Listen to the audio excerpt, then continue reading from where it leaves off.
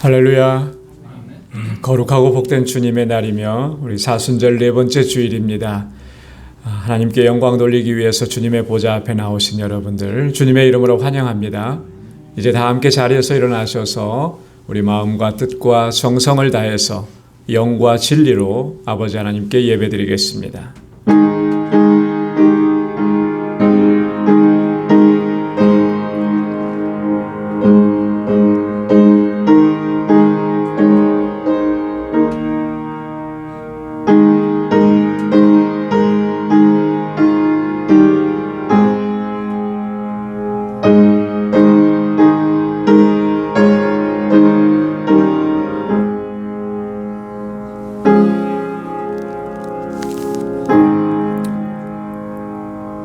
여호와의 영광이 영원히 계속할지며 여호와는 자기 행사로 인하여 즐거워하실지로다.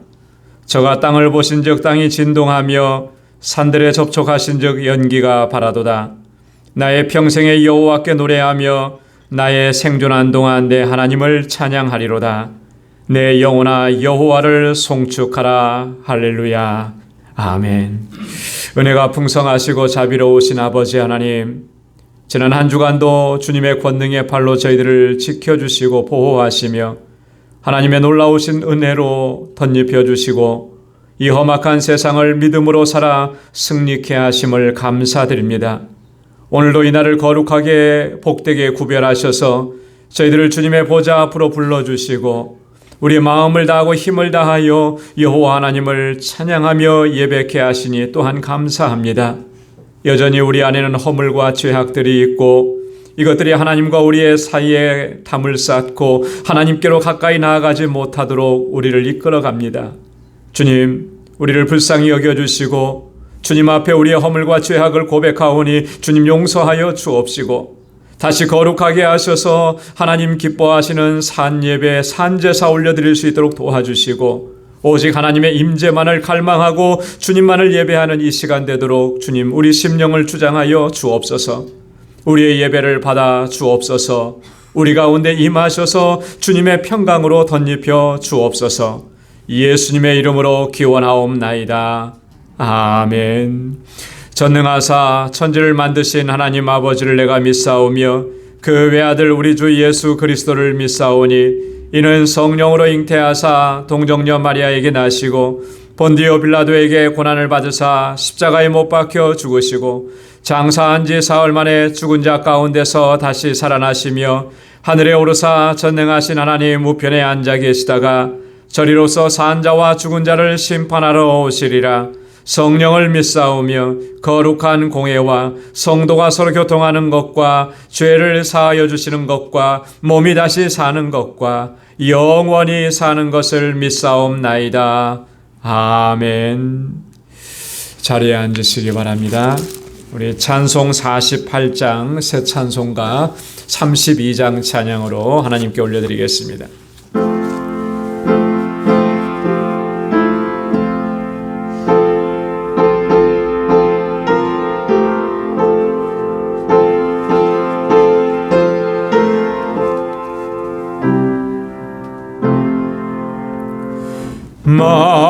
만유의 주제 존귀하신 예수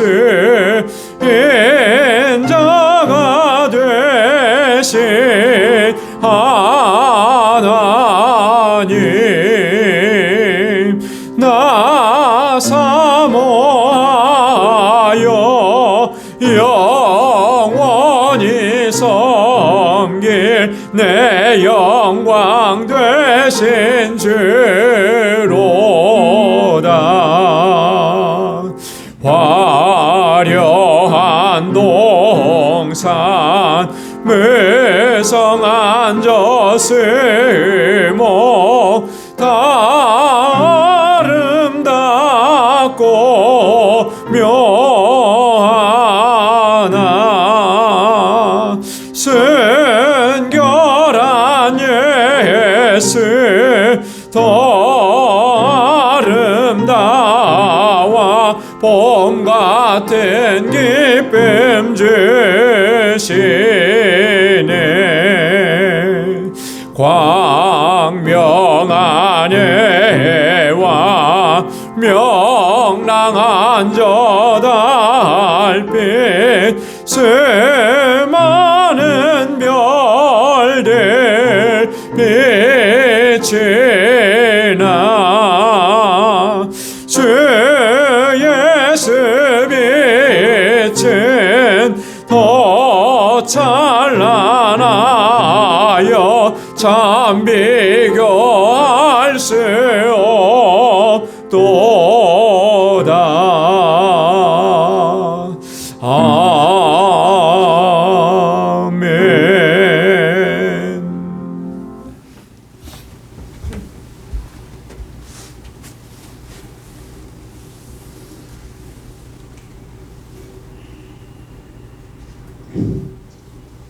사랑과 은혜가 충만하시고 자비하신 하나님 아버지, 지난 1년 동안 코로나 바이러스로 인한 혼란과 어려움 가운데서도 저희를 눈동자와 같이 지켜주시고 보호해 주시어서 오늘 주님의 전에 다시금 설 수 있도록 인도해 주신 하나님 아버지, 지난 1년간을 되돌아볼 때 모든 것이 하나님의 은혜였음을 다시 한번 깨닫게 해주시니 감사합니다.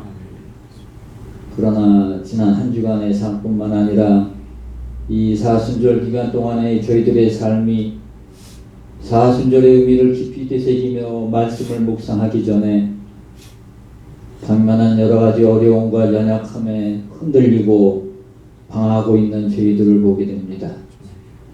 하나님 아버지, 저희들의 연약함을 용서해 주시고 다시금 권능의 팔로 붙들어 주시어서 앞으로도 끊임없이 다가올 여러가지 고난과 고통, 환난 가운데서도 주님만을 바라보며 의지하고 이 어려운 때를 넉넉히 이겨낼 수 있는 저희들 될 수 있도록 은혜 내려 주시옵소서.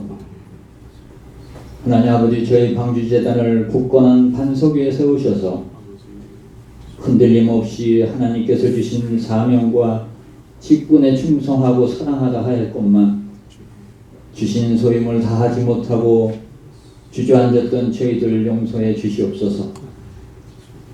이제 하나님 아버지께서 주시는 능력과 예수 그리스도의 심정으로 다시금 나아가오니 붙들어 주셔서 저희들 이웃과 저희 지체들을 되돌아보며 죽어가는 영혼을 구원하는 데 부족함이 없는 진정한 구원의 방주가 되도록 은혜 내려 주시옵소서. 지난 어려운 시기에도 저희 믿음의 기업을 견고히 지켜주셨음을 감사합니다. 앞으로의 삶 가운데서도 믿음의 기업을 축복해 주시고 선하고 복된 길로 인도해 주셔서 형통의 복을 허락해 주시옵소서. 특히 자녀손들을 기억해 주시사 건강 지켜주시고 말씀 가운데 바로 설 수 있도록 붙들어 주시어서 항시 하나님을 경외하는 자녀들로 자라날 수 있도록 축복하여 주시옵소서.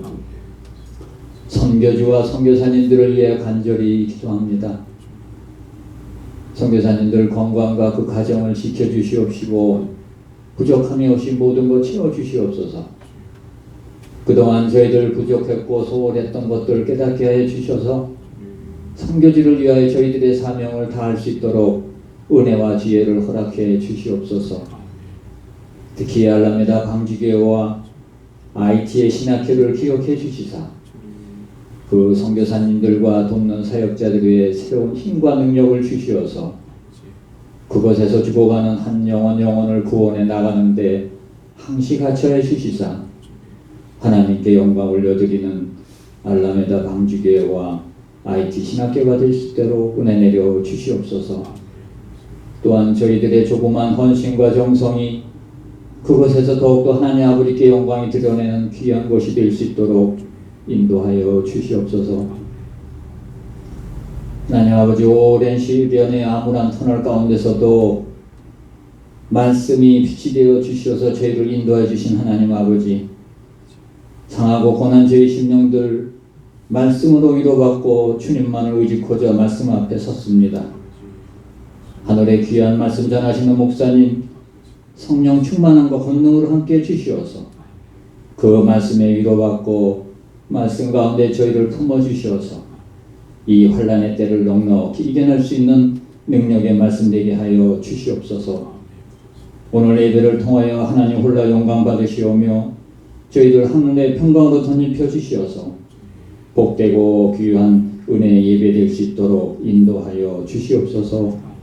모든 것 감사하며 예수님의 이름으로 기도드리옵나이다.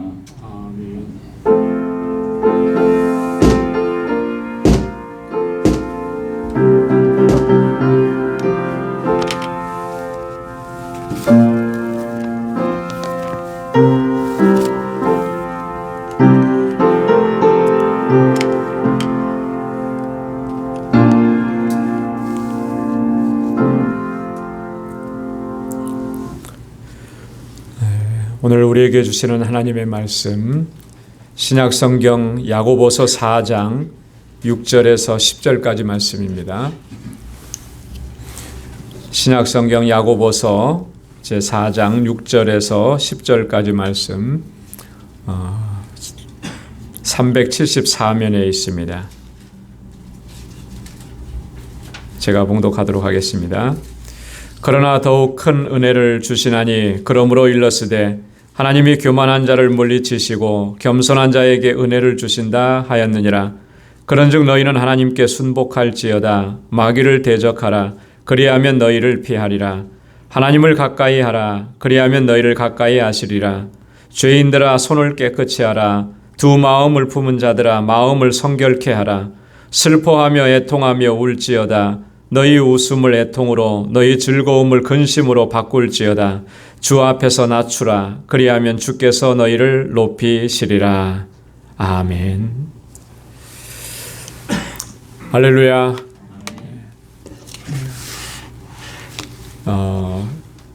소설가 이청준 선생님이 쓰신 낮은 대로 임하소서라고 하는 우리 크리스찬 소설이 있습니다. 홍성사 출판사 홍성사에서 출판을 했고요. 이 소설은 1982년도에 영화로도 제작이 되어졌습니다. 그래서 그 해에 기독교 영화임에도 불구하고 그 해에 대종상 시상식에서 작품상, 감독상 그리고 각종 분야에서 여러 가지 상을 받았습니다. 이 영화의 주인공은 37세에 중도 실명해서 시각장애를 가지신 안요한 목사님에 대한 그 삶과 또 그의 신앙에 관한 내용을 담고 있습니다. 이 안요한 목사님이 이 영화 이후에 한 10여 년 전에 낮은 대로 임하소서 그 이후라고 하는 책을 또 펴냈고요. 그리고 작년 2020년도에는 또 하나의 눈이라고 하는 칼럼집을 냈습니다. 지금은 연세가 아마 80세, 82세, 3세 이렇게 되신 것 같아요.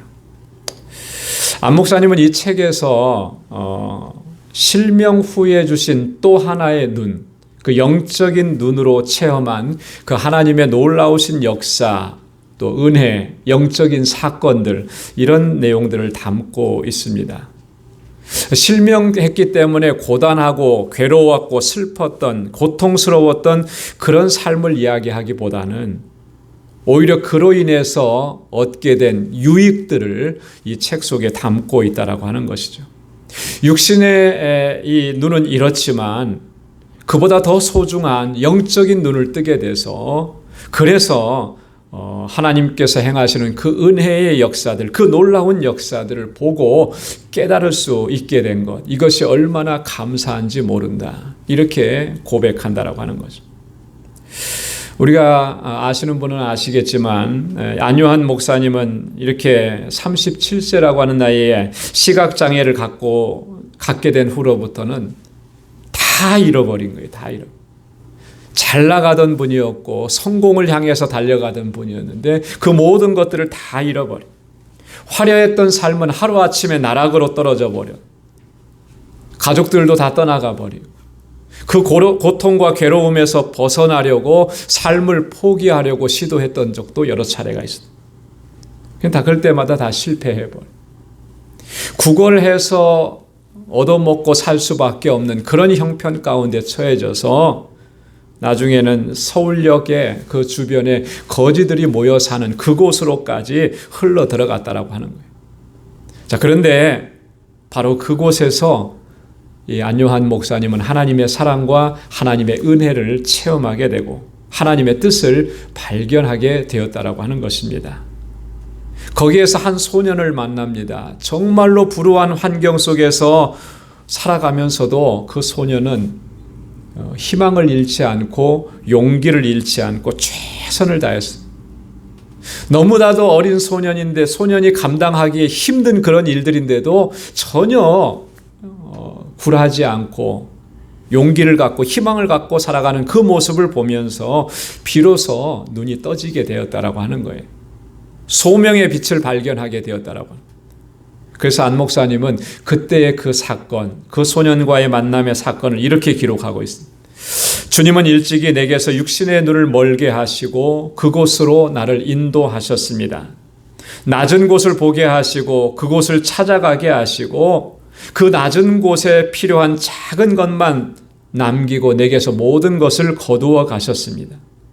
그러나 육신의 눈으로는 볼 수 없는 것, 영혼의 눈으로밖에는 볼 수 없는 그것을 보게 하시기 위해서 그 만남의 자리를 허락해 주셨습니다.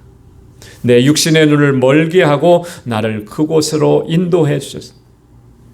가장 낮은 곳으로 내려보내서 그곳에서 바로 하나님의 은혜를 경험하게 하셨습니다. 이렇게 고백을 하고 있다라고 하는. 여러분, 이 안 목사님의 이 고백이 정말 하나님께서 우리에게 주시는 은혜의 방편이고 수단인 것을 우리는 성경을 통해서 발견할 수가 있습니다. 하나님의 은혜는요, 이처럼 낮은 곳으로 임한다라고 하는 거예요. 항상 낮은 곳에, 높은 곳에서는 하나님의 은혜가 머물 자리가 없다라고 하는 거예요. 마음이 겸손한 자에게 하나님께서는 은혜를 허락해 주시는 거예요. 마음이 높아진 사람에게는 결코 하나님의 은혜가 임할 수 없다라고 하는, 변할 수 없는 진리를 우리에게 말씀을 해주고 있다라고 합니다. 오늘 함께 봉독한 본문 말씀에서도 보면 6절에서 야고보 사도는 그렇게 얘기합니다. 하나님이 교만한 자를 물리치시고 겸손한 자에게 은혜를 주신다 하셨느니라. 하나님은 항상 낮은 곳에 있는 사람에게 은혜를 주시는 거예요. 겸손한 자에게 은혜를 주시는 거예요. 그래서 하나님께서는 때때로 우리에게 은혜를 주시기 위해서 우리를 낮은 곳에 거하게 하시는 거예요. 우리에게 겸비한 마음을 갖도록 하나님 먼저 역사하시는 것을 우리가 경험할 수 있다라고 하는 것입니다. 하나님께서 이렇게 하시는 것은 우리에게 은혜 주시기 위함인데 우리가 하나님의 은혜가 없이는 살아갈 수 없는 그런 존재들이기 때문에 그래요. 그런데도 우리는 항상 마음을 높이고 높은 곳을 향해서 올라가려고 하니까 늘 그 하나님의 은혜에서 점점 멀어지게 된다는. 그래서 하나님께서는 우리에게 은혜 주시고자 그 은혜로 살아가게 하시고자 강제적으로 우리를 낮추시는 거예요. 안 목사님에게 그러셨던 것처럼 가장 높은 곳을 향해서 달려가던 사람을 꺾어서 가장 낮은 곳으로 내려가셔서 정말 귀한 것이 무엇인지, 정말 내게 필요한 것이 무엇인지 깨닫게 하시고 육신의 눈으로만 보았던 것들을 이제는 영적인 눈으로 보게 하셔서 하나님의 은혜와 섭리를 깨닫게 하시는 것, 그게 하나님의 방법이라고 하는 거죠. 그렇게 우리에게 은혜를 주시는 거예요. 오늘 함께 봉독한 본문의 말씀은 우리가 하나님의 은혜로 매일매일을 승리하는 삶을 살 수 있으려면, 매일매일 그 하나님의 은혜를 충만하게 경험할 수 있으려면 우리가 구체적으로 어떻게 해야 하는가, 우리의 삶의 자세를 어떻게 지녀야 하는가, 오늘 본문의 말씀에서는 자세하게 우리에게 증거해 주고 있습니다. 이 많은 말씀을 하시는데 그 중에 우리가 세 가지만 좀 살펴보려고 합니다. 첫째는 우리가 그런 하나님의 풍성한 은혜 안에 거하려면 날마다 하나님께 순복해야 한다라고 하는 거예요. 한번 따라서 해보시기 바랍니다. 그런즉 너희는 하나님께 순복할지어다. 할렐루야. 하나님께 순복해야 돼. 순복한다라고 하는 말은 submit이라고 합니다. 헬라어로는 휘포타게테라고 하는, 자신을 겸손하게 한다라고 하는 거예요. 완전한 복종을 시킨다라고 하는 그런 의미를 가지고 있습니다. 순복이라고 하는 말은 완전한 복종이라는 거예요. 그러니까 하나님께 순복하라라고 하는 말은 이런 의미인 거죠. 전적으로 하나님께 복종하고 하나님의 섭리와 인도하심에 자기 자신을 온전히 맡기라라고 하는 그런 의미가 된다. 여러분, 하나님에 대한 우리의 자세는 항상 이런 자세입니다. 늘 순복하고 늘 전적으로 복종하고 하나님의 섭리하심에 우리의 모든 것을 맡기고 그렇게 따라가는 것이. 우리가 이런 자세를 항상 견지하지 못하면 우리는 결단코 하나님의 은혜를 누릴 수가 없다라고 하는 거예요. 하나님의 은혜가 우리의 삶 가운데 임하지 않는다면 여러분, 우리의 삶은 어떻게 되겠습니까? 우리가 수고하고 우리가 노력하고 우리가 최선을 다해서 최고의 삶을 누리고 가장 행복한 삶을 누릴 수 있을 것이라고 우리는 장담하지만 과연 그렇느냐라고 하는 거예요. 여러분, 지금까지 살아오면서 최선을 다하지 않은 사람이 누가 있습니까? 인생을 살면서 대부분은 다 최선을 다하죠. 그런데도 마지막에 정말 나는 행복하다, 만족한다 이렇게 할 만한 사람이 누가 있게? 많지 않더라고요. 하나님의 은혜가 임하지 않으면 우리는 결코 승리의 삶을 살 수가 없고 정말 평안한 삶을 누릴 수가 없다라고 하는 것입니다. 그런데 그 하나님의 은혜가 임하는 첫 번째가 뭐냐면 하나님께 순복해야 된다라고 하는 거예요. 하나님께 온전히 복종해야. 자, 그런데 우리가 하나님께 순복해야 하는 이유는 단지 하나님의 은혜를 누리기만, 그것만을 원해서 하나님 앞에 순복하는 것은 아니라고 하는 거예요. 근본적인 이유가 있습니다. 하나님께 순복해야 하는 이유는, 그건 바로 하나님이 우리의 창조자시고 하나님이 우리의 주권자이시기 때문이라고 하는 거예요. 그리고 우리는 하나님의 피조물이기 때문이라는 거죠. 피조물인 우리는 창조자에 대해서, 주권자에 대해서 항상 견지해야 되는 자세는 순종인 거죠. 순복인 겁니다. 그래야만 하나님의 은혜가 우리 가운데 임하게 된다라고 하는 거예요. 자, 그런데 참 우리의 문제는 이런 사실들, 하나님과의 우리와의 관계를 자주 잊어버린다는 거예요. 망각해버린다라고 하는 거예요. 여기에 우리의 문제가 있는 거예요. 하나님은 나의 창조자시고 하나님은 나의 주권자시고 나에게 절대자이신데 우리가 그것을 잊어버려요. 우리는 하나님의 피조물인데 그걸 자꾸 잊어버린다. 자, 그 잊어버리니까 어떤 현상이 일어나게 되느냐면 전능하신 하나님 앞에서 우리가 뭐 대단한 사람인 것처럼, 내가 경험한 것이 뭐 대단한 것인 것처럼, 내가 배운 것이, 내 이성적인 판단이 아주 정확하고 틀리지 않은 것처럼 그렇게 하나님을 향해서 항변할 때가 얼마나 많으냐라고 하는 거예요. 심지어는 하나님께서 행하신 일들조차도 내 그 알량한 지식과 지혜와 경험을 가지고 평가하고 판단하고 비판하고 그러면서 하나님께 복종하지 못해요. 순종하지 않는 것이죠. 그것이 우리의 삶의 가장 큰 문제였다라고. 자, 그러니까 우리가 하나님의 은혜를 누리지 못하는 거예요. 하나님은 순종하는 자에게 은혜를 허락해 주시는데, 순복하는 자에게 은혜를 주시는데 우리가 항상 그런 모습으로 하나님 앞에 서니까 하나님의 은혜를 누리지 못하는 거예요. 그 하나님의 은혜를 누리지 못하니까 우리의 삶은 어떻습니까? 열심히 한 것 같은데 항상 곤고한 것입니다.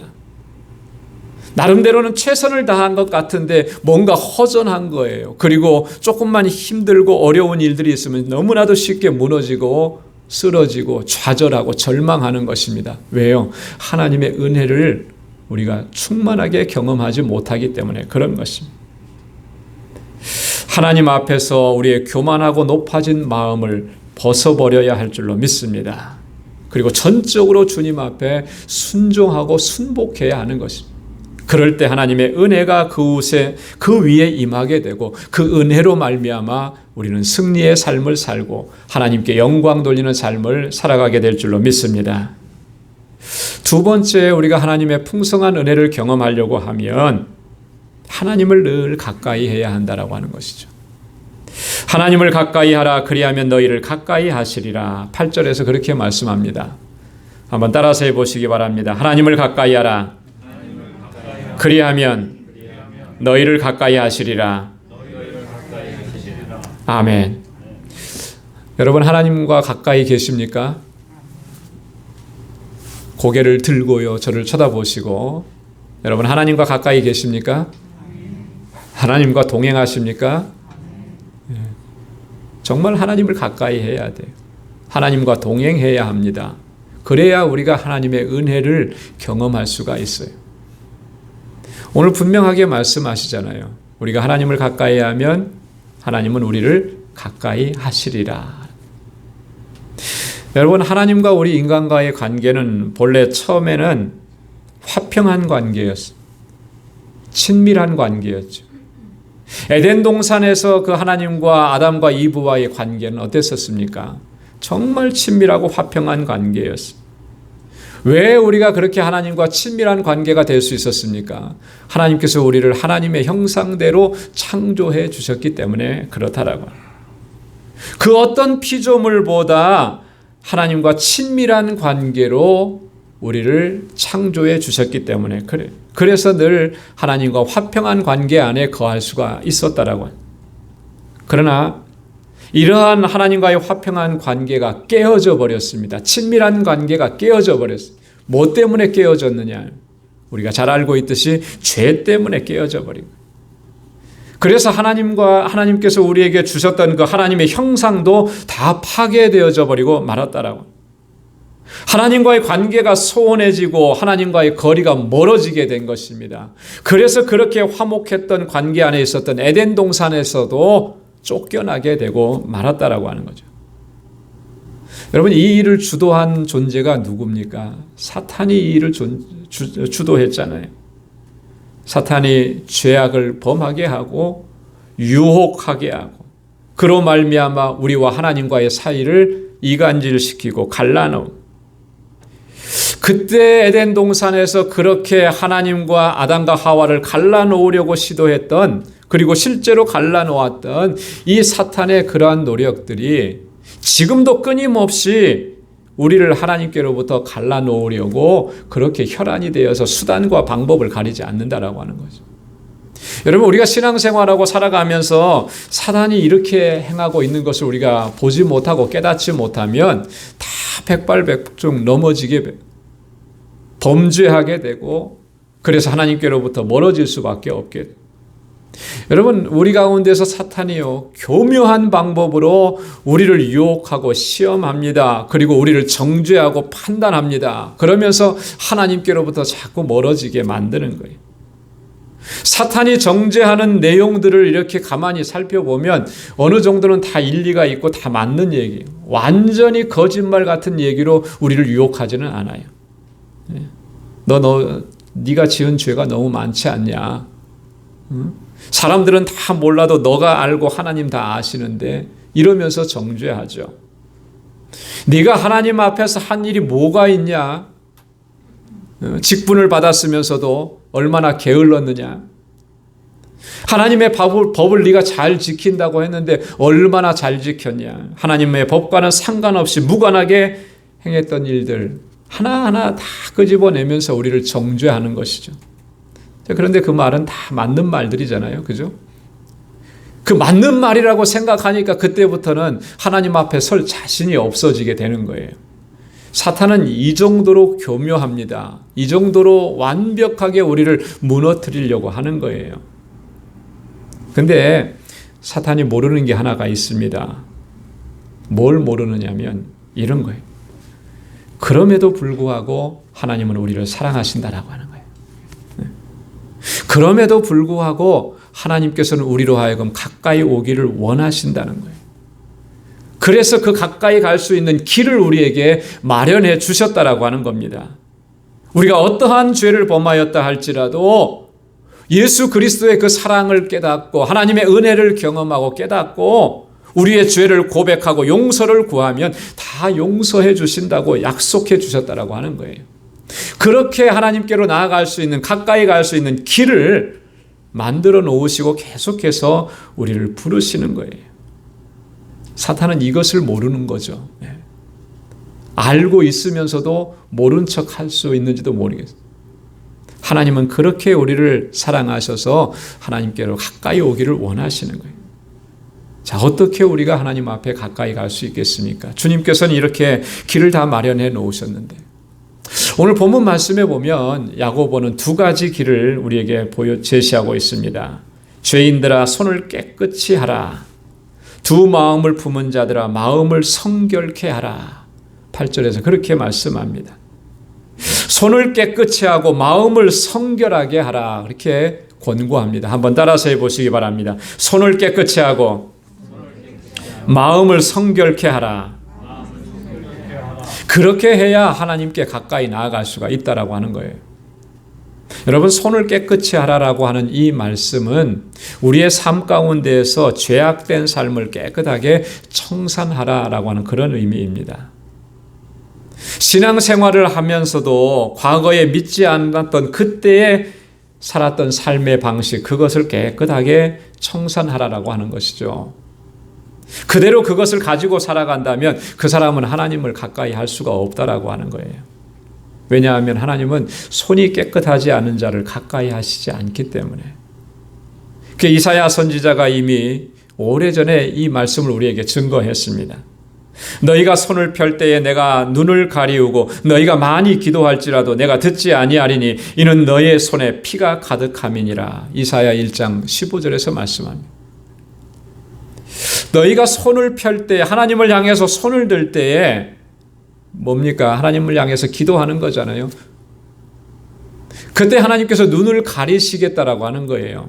그 손을 안 보시겠다라고 하는 거죠. 너희가 많이 기도할지라도 내가 듣지 아니하리라.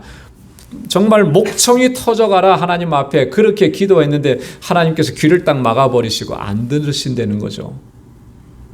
여러분, 왜 기도하는데 하나님 안 들으시고 주님을 향해서 도와달라고 손을 펼치는데 왜 하나님께서 고개를 돌리시겠느냐? 그 이유에 대해서 이사야 선지자가 이렇게 말씀. 이는 너의 손에 피가 가득함이니라. 너의 손에 피가 가득. 그 손에 죄악된 것으로 가득하고 그 죄악된 것들을 하나님 앞에 철저하게 회개하지 않는데 하나님께서 그 기도 안 받으신다라고 하는 거예요. 내 이웃에게 억울한 일 많이 행하고 이웃의 것을 착취하고 그들의 고통을 돌아보지 않고 그러면서도 우리는 하나님 앞에서 하나님의 뜻대로 잘 살고 있다. 이렇게 하면서 하는 그런 기도 하나님께서 받지 않으신다라고 하는 거죠. 손을 깨끗이 하라라고 하는 것은 바로 그런 의미인 것입니다. 나의 죄악된 삶을 깨끗이 청산해 주님 앞에 날마다 고백하고 죄 용서를 구하고 다시는 그 죄악 가운데 머물지 않기를 늘 힘쓰면서 그렇게 살아가는 삶이 하나님께 가까이 가는 삶이에요. 단지 예배당에 나와서 예배 드리고 기도 열심히 하고 성경 열심히 읽고 이것만이 하나님을 가까이 하는 길이 아니라, 여러분 이렇게 했다면 나의 삶을 돌아봐야 한다는 것입니다. 내 삶이 여전히 정말 하나님의 거룩한 백성답게 살아가려고 힘쓰고 노력하고 있느냐, 아니면은 여전히 세상에 속해 있어서 거기서 먹고 마시고 즐기고 죄악된 일을 행하면서도 그것이 죄악이고 하나님께서 기뻐하시지 않는 일인지를 깨닫지도 못하고 그렇게 살아가고 있느냐. 그러면요, 우리는 하나님을 가까이 할 수가 없고 하나님의 은혜를 경험할 수가 없게 된다라고. 두 번째로 말씀하는 게 마음을 성결케 하라 그랬습니다. 마음을 성결케 하라. 성결케 한다라고 하는 건 깨끗하게 한다라고 하는 거잖아요. 여기서 말하는 마음을 성결케 하라라고 하는 것은 두 마음을 품지 말라라고 하는 그런 의미예요. 두 마음을 품지 말라. 두 마음이라고 하는 건 뭐냐면 세상을 사랑하는 마음과 하나님을 사랑하는 마음이 두 마음을 얘기하는 거예요. 이 두 마음을 품는 것은 성결치 못한 모습이라 이렇게 말씀하는 거죠. 여러분, 세상을 사랑하면서 또 하나님을 사랑한다고, 아니면 하나님을 사랑하면서 또 세상을 사랑하고, 여러분 이게 가능한 일이냐면 결코 가능한 일이 아니라는 거예요. 세상적인 원리로 봐도 그렇잖아요. 한 사람을 사랑하고 그 사랑하는 사람과 결혼해서 같이 사는 거 아니겠어요? 근데 결혼해서 사랑한다고 결혼해서 같이 사는데 만약에 다른 사람을 또 내가 사랑한다 그러면 뭐가 되는 겁니까? 그건 세상도 용납을 하지 않는 거잖아요. 영적으로도 마찬가지인 거예요. 그래서 요한 1서에서 사도 요한은 이렇게 얘기했습니다. 세상을 사랑하는 사람은 그 안에 하나님의 사랑이 거하지 않는다 그래요. 여러분, 세상의 것 좋아하고 세상 사랑하고 세상에서 출세하고 세상에서 명예를 얻고 세상에서 주는 것들이 가장 행복하고 그것만을 추구하고 살아가면서도 한편으로는 하나님 사랑합니다 이렇게 하는 것이 그것이 과연 가능한 일이겠느냐. 하나님께서 그래도 내가 나를 사랑하는구나 이렇게 받아주시겠느냐. 그렇지 않다라고 하는 거예요. 세상을 사랑하는 그 마음에는 하나님 사랑하는 마음이 들어갈 자리가 없다라고 하는 거예요. 마음을 성결케 하라라고 하는 말씀은 바로 이런 것을 의미하는 거예요. 여러분, 다윗을 가리켜서 하나님께서 내 마음에 합한 자라고 하셨을 때 하나님께서 가장 첫 번째로 보신 게 뭐였냐면 바로 이런 자세였던 거예요. 하나님만 사랑하는 거예요. 왕이 되었어도 그 왕의 권좌에서 모든 것을 누리면서 만족하면서 그것으로 행복을 찾고 그렇게 살아가려고 다윗은 결코 그러지 않았어요. 더 많은 것을 얻으려고 그렇게 노력하지 않았다라고. 모든 것이 하나님의 은혜인 것을 늘 고백해. 하나님의 마음에 합했던 것은 다윗의 마음이 흐트러지지 않은 거예요. 하나님 외에 다른 것들을 사랑하지 않은 거예요.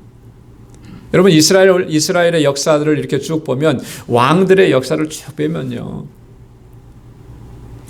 하나님을 잘 섬겼음에도 불구하고 또 우상의 그런 흔적들을 끊어내지 못한 왕들이 대부분입니다. 그런데 다윗에게서는 그런 모습을 발견할 수가 없어요. 심지어는 솔로몬조차도 하나님께서 지혜를 주시고 그 놀라운 은혜를 주셨는데 얼마나 많은 우상들이 이스라엘 땅에 들어오는 것을 다 허용했습니까? 그래서 어떤 분들은 이스라엘의 우상 숭배에 가장 그 근본적인 기여를 한 사람이 바로 솔로몬이다 이렇게 얘기하는 거예요. 다윗에게는 그런 마음이 없어요. 마음이 갈라지지 않았다. 한 마음으로 주님을 섬겼다. 한 마음으로 주님을 섬기는 마음을 성결케 하는 것이 곧 하나님을 가까이 하는 것인 줄로 믿습니다. 우리의 마음은 오직 하나님에 대한 사랑과 하나님에 대한 갈망으로만 채워져야 할 줄로 믿습니다. 이런 사람이 마음이 성결한 사람이에요. 이런 사람이 하나님을 가까이 하는 사람이고 바로 이런 사람에게 하나님께서는 은혜를 더해 주시는 줄로 믿습니다.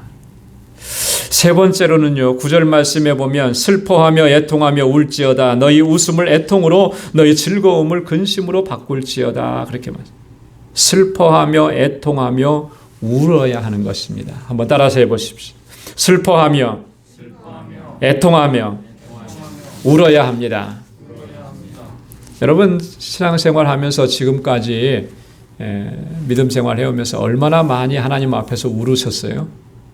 얼마나 많이 애통해 하셨습니까? 얼마나 많이 슬퍼하셨습니까?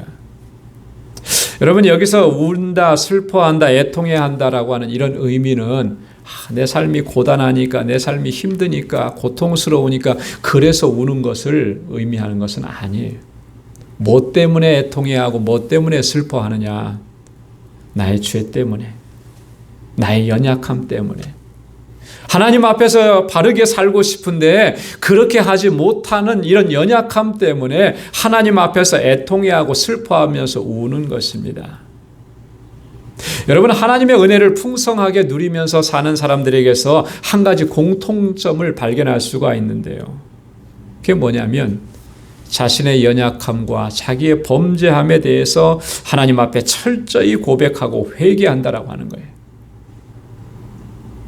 내 죄 때문에 우는 것입니다. 내 죄 때문에 하나님 앞에 통곡하는 거예요. 애통해하는 것입니다.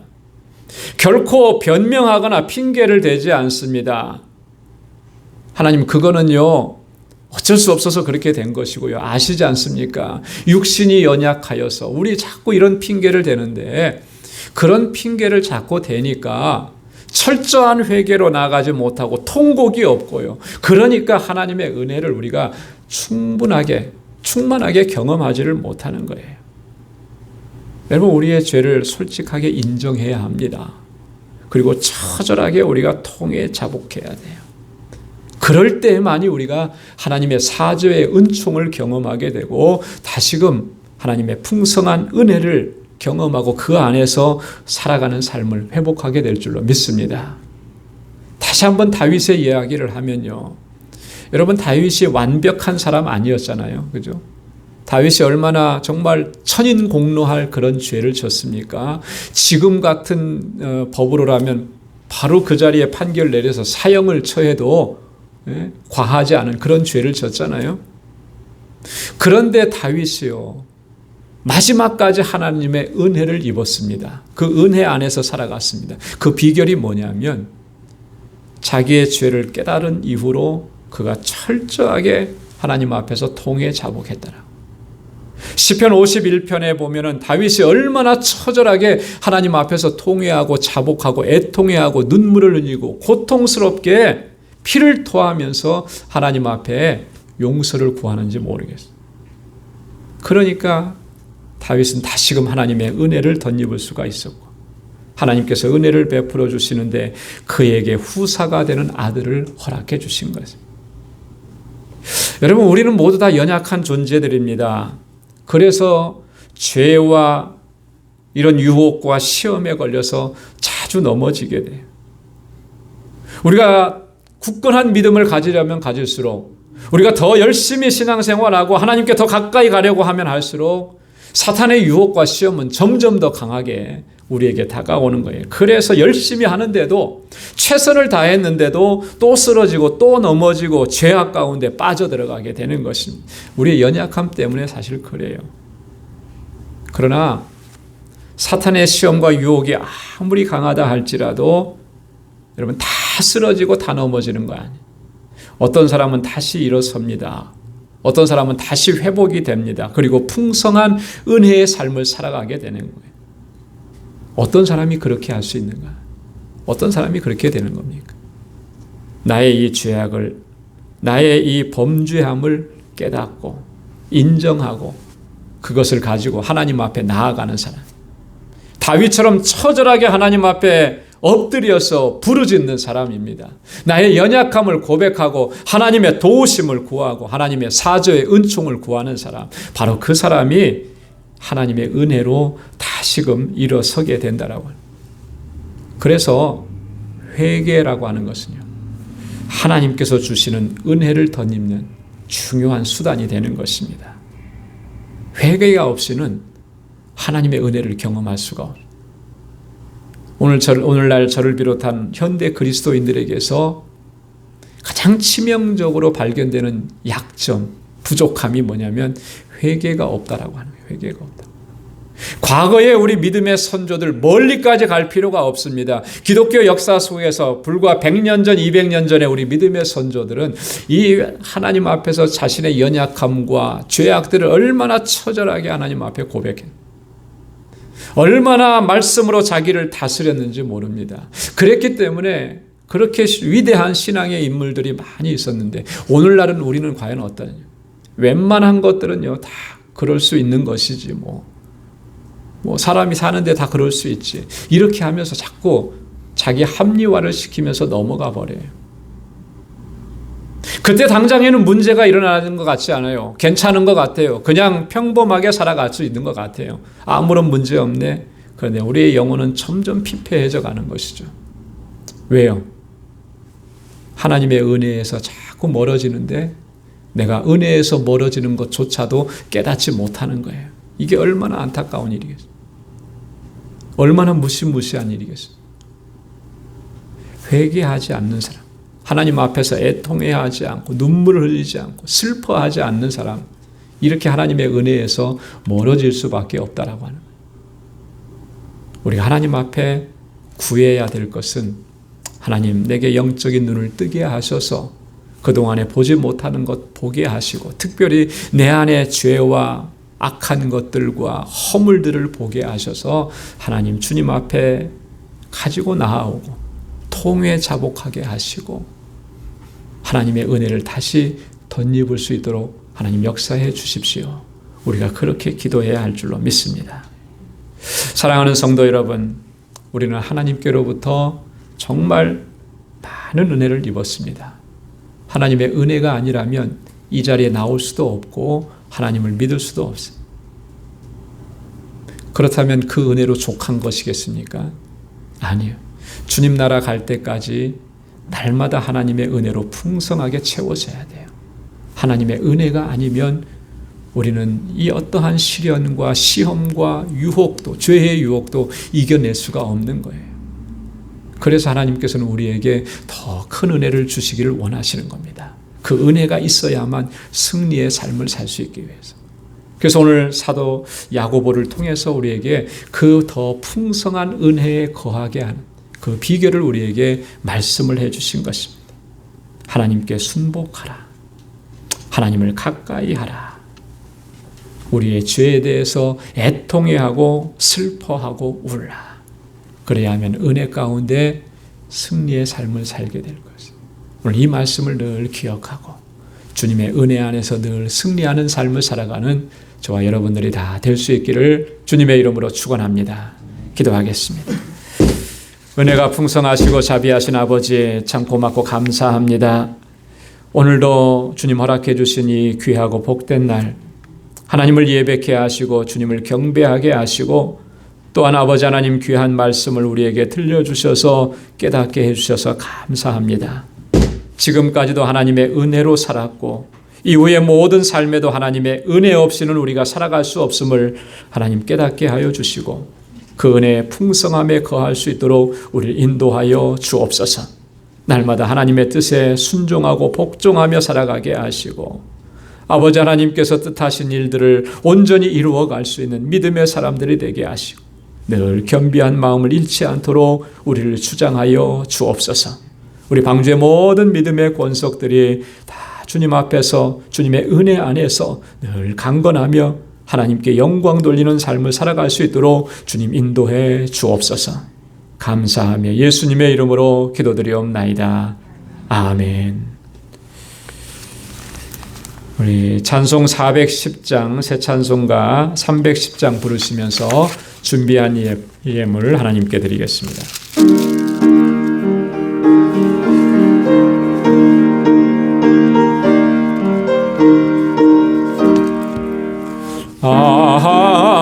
하나님의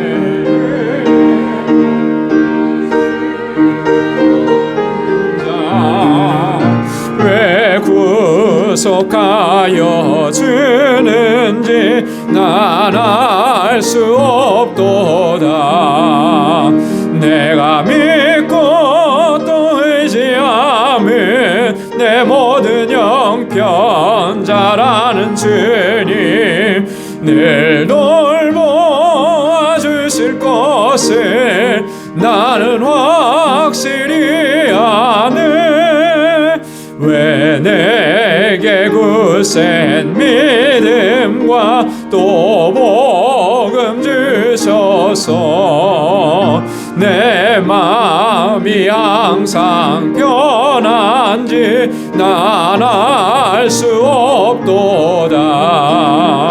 내가 믿고 또 의지함은 내 모든 형편 잘 아는 주님 늘 돌보아 주실 것을 나는 확실히 아네. 왜 내게 성령 주셔서 내 마음을 감동해 주 예수 믿게 하는지 난 알 수 없도다. 내가 믿고 또 의지함은 내 모든 형편 잘 아는 주님 늘 돌보아 주실 것을 나는 확실히 아네. 주 언제 강림하실지 옥밤에 옥낮에 또 주님 만날 그곳도 난 알 수 없도다. 내가 믿고 또 의지함은 내 모든 형편 잘 아는 주님 늘 돌보아 주실 것을 나는 확실히 아네. 아멘. 나 가진 모든 것 다 주의 것이니 손길을 다 주께 바치네.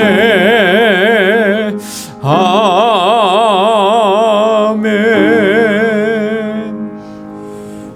거룩하신 아버지 하나님, 오늘도 저희들로 하여금 주의 전에 거하게 하시고 여호와 하나님 주님께 우리의 마음을 다하여 예배케 하시고 예비하신 은혜로 충만하게 저희 가운데 허락해 주심을 감사합니다. 하나님의 은혜 아니면 살아갈 수 없을 이 연약한 존재인 것을 깨닫게 하시고 날마다 주님께로 더 가까이 나아갈 수 있도록 우리의 심령을 주님께서 주장하시고 이끌어 주심에 감사합니다.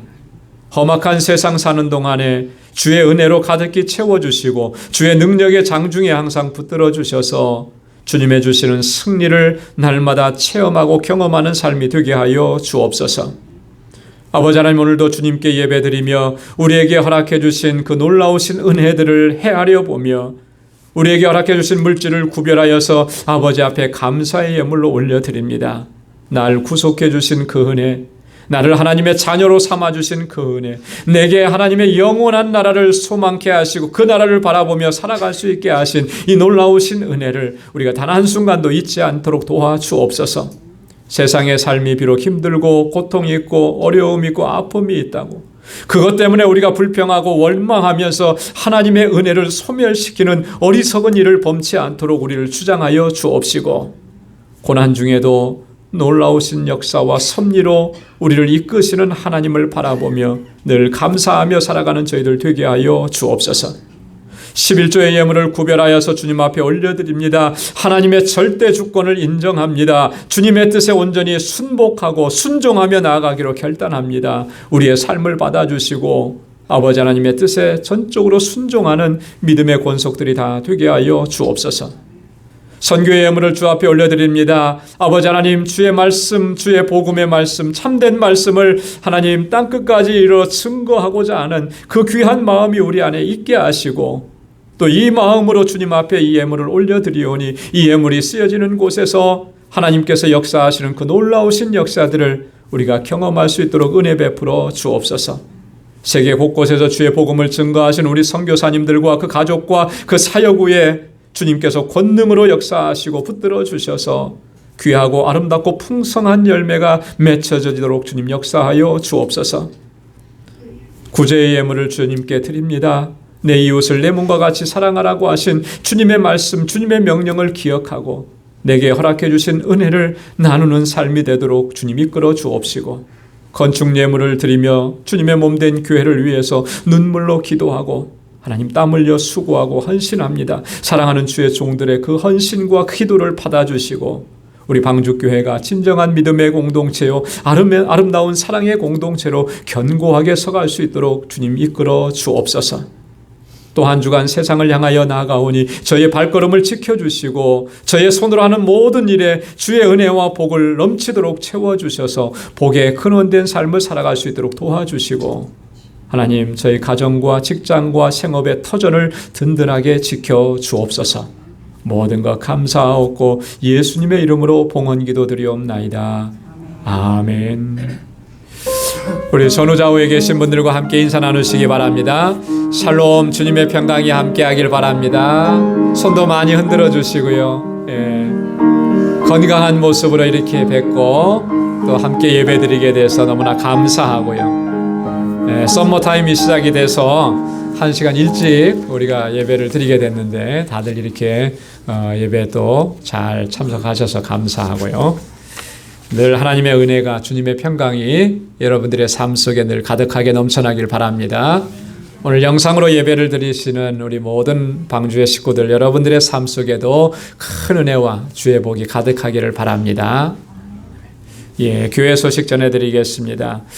우리 사순절 4번째 주일을 오늘 하나님께 예배드리면서 시작을 했습니다. 우리를 향하신 그 하나님의 사랑과 또 구속의 은혜 항상 마음에 간직하시고 또 깊이 묵상하시고 또 경건하게 지내면서 하나님의 뜻이 무엇인지를 발견하고 그렇게 하나님의 뜻을 이루어갈 수 있는 여러분들의 삶이 되기를 소망합니다. 우리 고난주간 특별 새벽 집회 3월 29일부터 한 주간 동안 진행이 되는데 작년 고난주간 특별 새벽 집회와 같은 형식으로 이렇게 진행하려고 합니다. 위에서 사모하는 마음으로 기도해 주시면 좋겠습니다.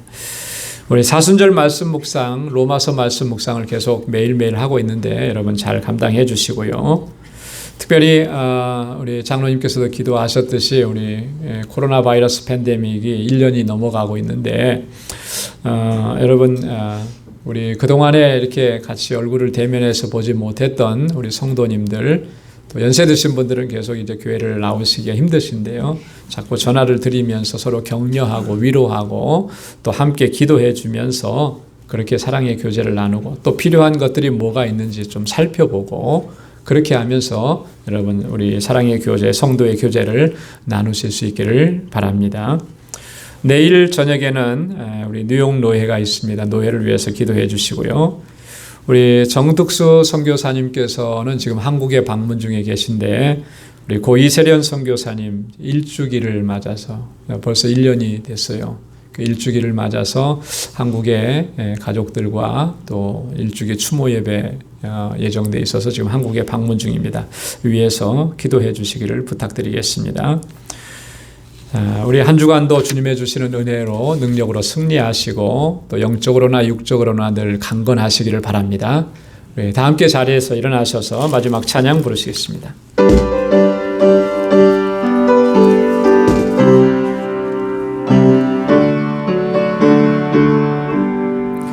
온 세상 위하여 나 복음 전하리 만 백성 모두 나와서 주 말씀 들어라. 죄 중에 빠져서 헤매는 자들아 주님의 음성 곧 듣고 너 구원 받아라. 전하고 기도해 매일 증인 되리라. 세상 모든 사람들 듣고 그 사랑 알도록.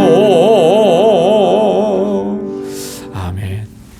이제는 우리 주 예수 그리스도의 무한하신 은혜와 하나님 아버지의 크고 놀라우신 사랑과 성령의 위로 교통 충만하심의 역사가 더욱더 큰 은혜를 주시는 여호와 하나님께 늘 가까이 하고 하나님의 뜻에 온전히 순종하고 늘 겸비한 마음으로 주님 앞에 서기를 결단하는 우리 방주의 모든 믿음의 권속들과 저들의 가정과 직장과 생업의 터전과 학업 위에 이제로부터 영원까지 함께 하시기를 간절히 축원하옵나이다. 아멘.